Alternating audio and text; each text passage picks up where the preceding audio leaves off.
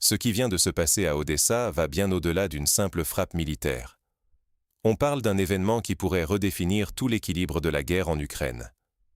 Odessa, c'est beaucoup plus qu'un port sur la mer Noire. C'est l'artère principale par laquelle transitent les armes, le carburant et les aides occidentales vitales pour l'Ukraine. Or, cette nuit, cette artère a été violemment frappée. Près de 20 drones d'attaque ont ciblé des infrastructures militaires et logistiques clés. Résultat, des incendies majeurs, des coupures d'eau sur de larges zones de la ville et des citernes de carburant en flammes visibles à des kilomètres. Mais attention, ce qu'on vous montre officiellement n'est que la partie émergée de l'iceberg. L'ampleur réelle des dégâts, surtout sur les infrastructures liées à la logistique militaire, est volontairement minimisée dans le discours public. Pourtant, des sources indépendantes confirment que ce sont les centres névralgiques des livraisons occidentales qui ont été visés et, dans certains cas, détruits ou rendus inopérants pour longtemps. Oubliez l'image d'un simple incident isolé. Cette attaque s'inscrit au cœur d'une stratégie planifiée de la Russie, dont l'objectif est clair, casser le flux d'armes et de soutien avant même qu'il n'atteigne le front. Si cette réalité est ignorée ou sous-estimée, l'Occident risque non seulement de voir son aide militaire fragilisée, mais aussi de subir des conséquences politiques et stratégiques bien plus larges. La confiance dans l'efficacité des corridors logistiques est ébranlée. Or, perdre cette bataille, c'est risquer d'inverser la dynamique du conflit et de compromettre la sécurité européenne elle-même. Mais pour mesurer l'ampleur de ce bouleversement, il faut d'abord comprendre pourquoi Odessa occupe une place aussi cruciale dans le réseau logistique de l'Ukraine et de ses alliés. Odessa n'est pas un simple port civil, c'est la porte d'entrée des armes et du soutien occidental. Depuis le début de l'invasion russe, ce port s'est imposé comme un nœud vital de la logistique militaire ukrainienne. Armes modernes, systèmes de défense anti-aérienne, obus, carburant, composants de missiles de longue portée. Tout transite par des corridors logistiques complexes dont Odessa et ses infrastructures portuaires forment la pièce maîtresse. Contrairement à ce que l'on entend souvent dans les médias, les frappes qui viennent de toucher Odessa n'étaient ni improvisées ni aléatoires. Les terminaux et entrepôts visés étaient utilisés presque exclusivement pour la gestion, le stockage et la distribution de matériel militaire occidental. Pourquoi cette stratégie? Parce que, pour la Russie, il est bien plus efficace de détruire l'armement et les équipements avant qu'ils n'atteignent le front, plutôt que d'affronter ces armes une fois déployées sur le terrain. Un missile de croisière qui fait exploser un stock de munitions à Odessa prive directement les soldats ukrainiens de ressources cruciales sans engager un seul char sur la ligne de front.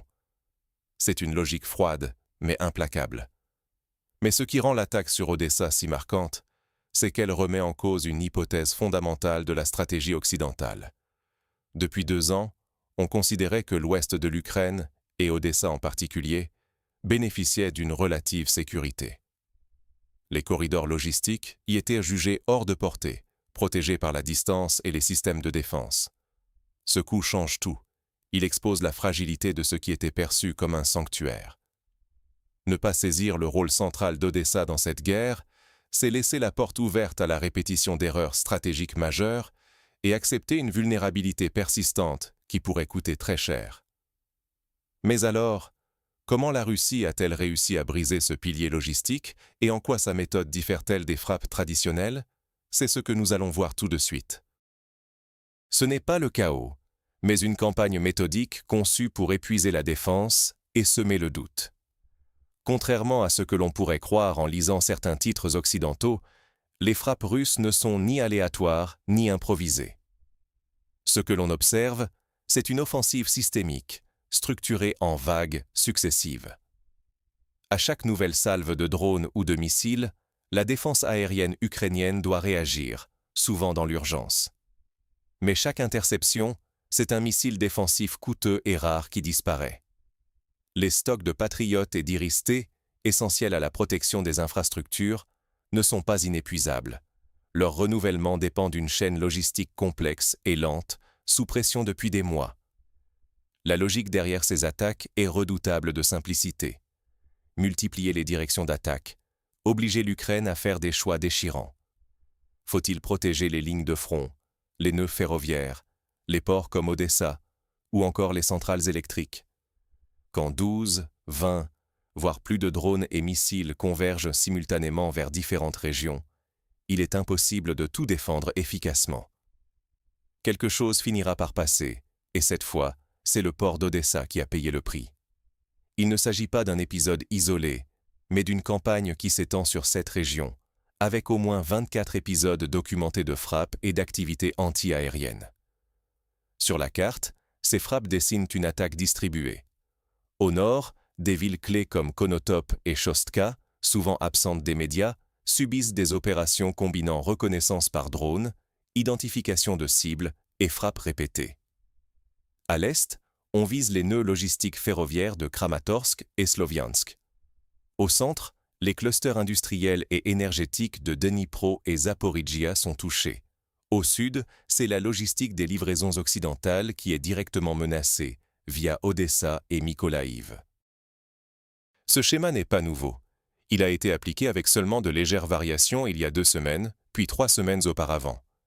On le voit, la stratégie russe repose sur un algorithme éprouvé, pas sur l'improvisation.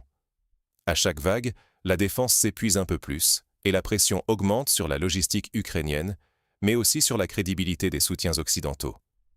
Ne pas adapter la réponse, c'est accepter que les chaînes logistiques soient grignotées semaine après semaine, avec le risque de voir la confiance politique et publique s'effondrer. Mais alors, quelles seront les conséquences à moyen terme sur l'efficacité des livraisons occidentales et sur la cohésion politique en Europe? C'est ce que nous allons explorer tout de suite. La vraie cible, ce n'est pas seulement le matériel, mais la volonté politique occidentale. Quand on regarde la fréquence et la précision des frappes sur Odessa, il est clair qu'on assiste à une campagne calculée.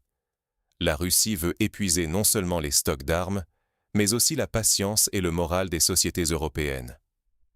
Les attaques répétées, souvent en double frappe, ne visent pas seulement à détruire les infrastructures, mais aussi à empêcher toute réparation durable, en neutralisant d'un coup les équipes de maintenance, les stocks de matériel et les hubs logistiques qui servent de colonne vertébrale à l'aide occidentale. Si cette campagne continue encore 6 à 8 semaines, les alliés de l'Ukraine vont se retrouver face à un choix stratégique.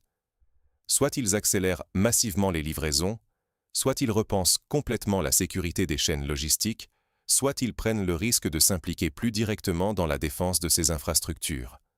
Mais attention, plus la cadence des destructions augmente, plus il devient difficile pour un gouvernement européen d'expliquer à ses citoyens pourquoi des millions d'euros d'équipements brûlent dans un port avant même d'atteindre le front. C'est là tout le calcul russe.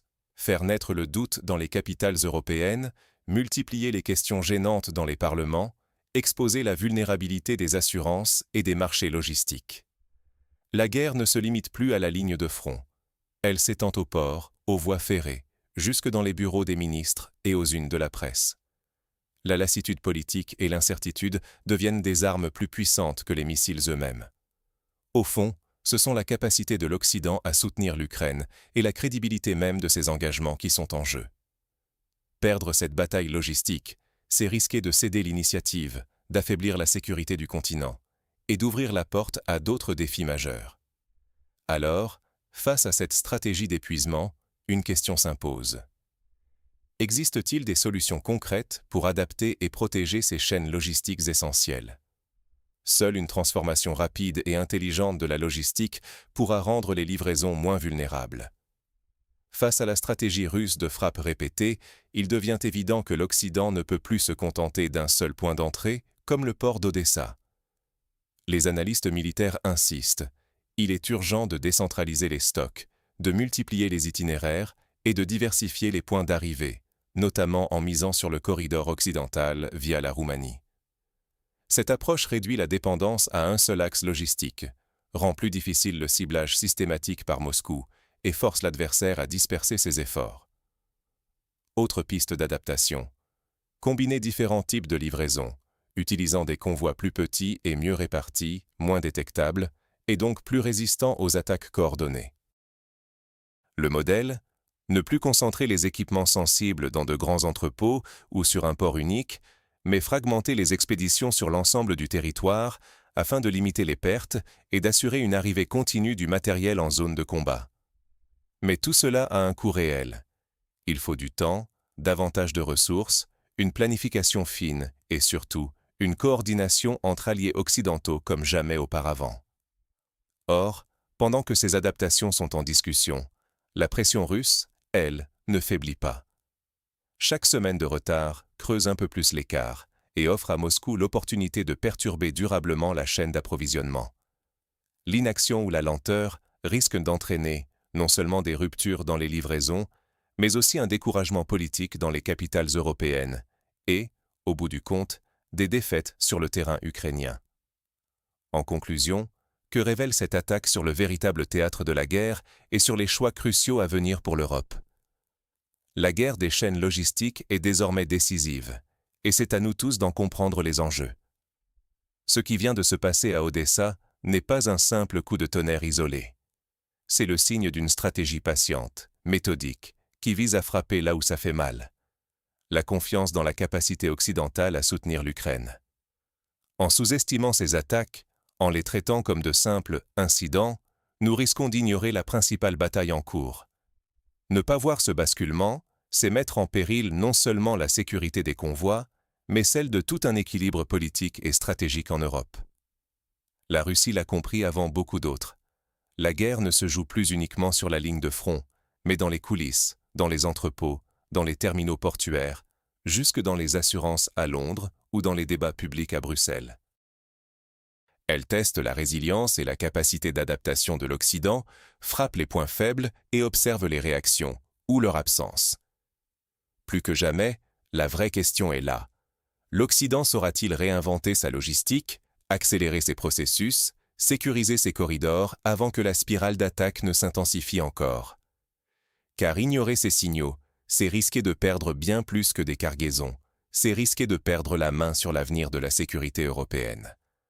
Alors, à votre avis, la logistique occidentale sera-t-elle capable de relever le défi, ou est-on face à une menace pour laquelle aucun plan n'est encore prêt? Partagez vos réflexions en commentaire. Parfois, une question posée collectivement vaut plus qu'un rapport d'experts. Merci d'avoir suivi cette analyse, et à très bientôt pour décrypter ensemble les prochains tournants de cette guerre invisible.